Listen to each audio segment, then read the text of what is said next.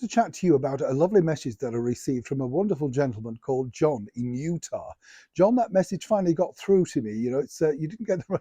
It's difficult, I know. We live in a social media world, don't we? But lovely to have your message, John. The bottom line is that John said, and I wanted to share this with everybody.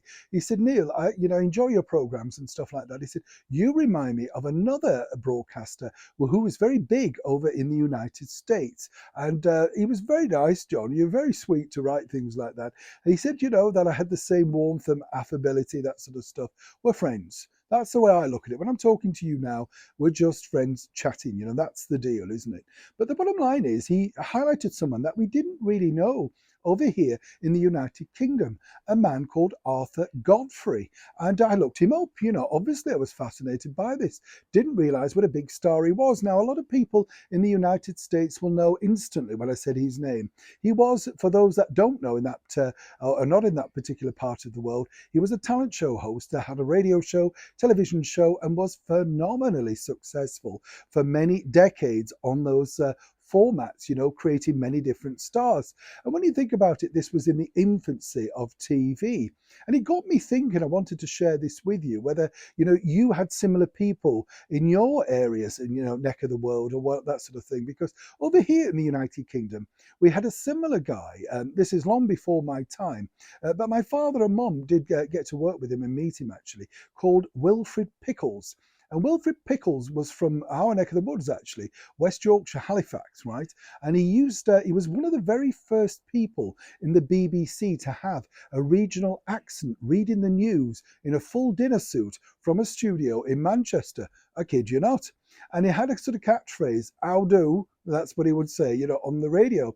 And he also had a phenomenally successful, very similar to Arthur Godfrey, sort of talent type thing, and it was a strange sort of program when you think, it's called Have a Go. And the bottom line was there was a bit of comedy, a little bit of, people getting up and showing their turn, that sort of stuff, comedy, singing, dancing, and then they could win a few pence, a few cash prizes. And it was very, very popular. His wife, Mabel, at the table was the woman who gave the money away. Wilfred broke out into, many different things. He became a film star, radio star, actor, pantomime king, very similar to Arthur Godfrey, as I say. Every area really has one, And when you look at the careers of those sort of people, they just last. There are people out there like that. It just goes through the decades, They don't seem to be defined. You know what I mean by certain people? There's just they were the 60s, they were the 70s. When you think of the 70s, for instance, I thought she was absolutely gorgeous, but you instantly think particularly of beautiful girls of like Raquel Welch, Farrah Fawcett Majors, but they are in that era. They don't move out of that, do they?